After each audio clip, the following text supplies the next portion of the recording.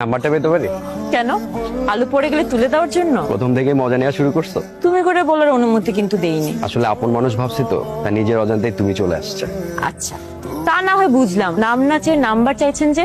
কি গণিতের স্টুডেন্ট নাকি? সংখ্যা তত্ত্ব বিশ্বাসী, তাই নাম্বারটা আগে চাইলাম। নাম্বারটা দেন না প্লিজ। যদি না দেই? কষ্ট পাবো। নাম্বার দিয়ে কি করবেন? আমাকে কি আপনার পছন্দ? প্রেম করতে চান? কেন আপনি বুঝেন না? আপনি পছন্দ না করলে কি আপনার পিছনে পিছনে ঘুরঘুর করতাম, আপনাকে ফলো করতাম, আপনি যেখানে যান সেখানে গিয়ে হাজির হতাম? তার মানে আপনি প্রেম করতে চান, কিন্তু আপনি প্রেম করার পারমিশন না চেয়ে আগে নাম্বার চাইলেন কেন? আপনি তো প্রেমিক হিসাবে একেবারেই পরিপক্ক না।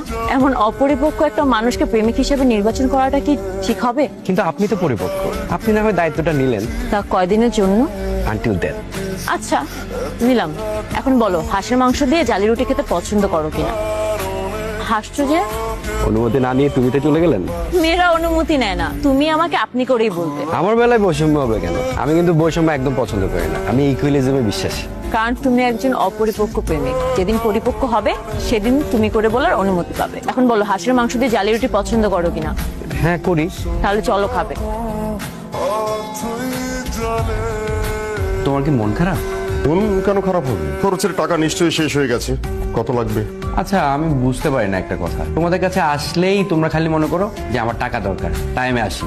এরকম না ব্যাপারটা সবসময়। আর তোমাদের সাথে এমনিতেও দেখা করতে আসতে পারি। কি যে বলো না আব্বু, আমার কি খারাপ লাগে না এরকম করলে? তুই তো এমনিও আমাদের কাছে আসতে পারিস। সন্তান বাবা আমার কাছে আসবে না? অবশ্যই আসবে। আমার হঠাৎ করে এমন কেন মনে হলো বলতো? এটা একদম ঠিক না। আমার এই মেন্টালিটিটা চেঞ্জ করতে হবে। সরি টরি বলে কোনো লাভ হবে না। অপরাধ যেহেতু করছো, এটা শাস্তি স্বরূপ 500 টাকা দেওয়া। তা অবশ্য ঠিকই বলেছিস। অপরাধ যখন করেই ফেলেছি তখন তো জরিমানা দিতেই হবে। হ্যাঁ, ঠিক আছে আব্বু। আচ্ছা, তোর বয়স কত রে? আমার বয়স তুমি জানো না? আহা, বল না। 25। আমাদের বাংলাদেশের মানুষের গড় আয়ুটা কত বলতো? আব্বু, সাধারণ জ্ঞান আমি জানি না। তুই তো ওই টিক চিহ্ন দিয়েও পাশ করিস না, মানে ভালোভাবেই পাশ করিস। এমনকি প্রত্যেকটা পরীক্ষায় খুব ভালো রেজাল্ট করিস। মাথায় আসে না তুই এত ভালো রেজাল্ট কিভাবে করিস। কারণ আমার মা বাবার অনেক দোয়া আছে। আমারও তাই মনে হয়।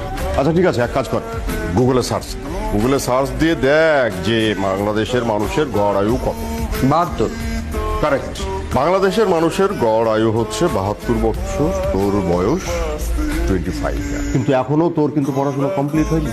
তোকে এই রানিং পড়াশোনাটা কমপ্লিট করতে হবে, তারপরে আবার চাকরির জন্য পড়াশোনা শুরু করতে হবে। তারপরে কি করবি? বিভিন্ন জায়গায় চাকরির জন্য অ্যাপ্লাই করবি। ওই ছোটখাটো জবগুলোর উপরে ডিপেন্ড করেই, সেই এক্সপিরিয়েন্সের উপরে ভর করে নতুনভাবে আবার ট্রাই করতে শুরু করলি। দেখা গেল যে এই চাকরিটার চাইতে একটু বেটার আর একটা চাকরি পাবি।